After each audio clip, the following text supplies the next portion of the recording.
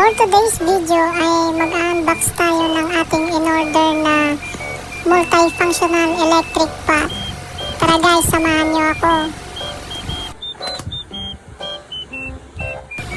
Ayan siya guys.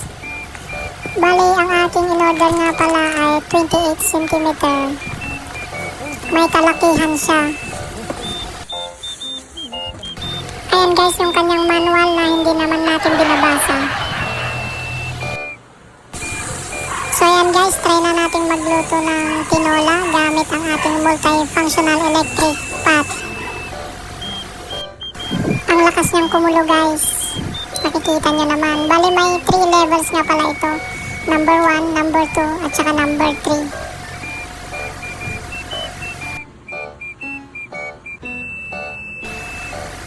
Wow! Lagay na rin natin ang gulay.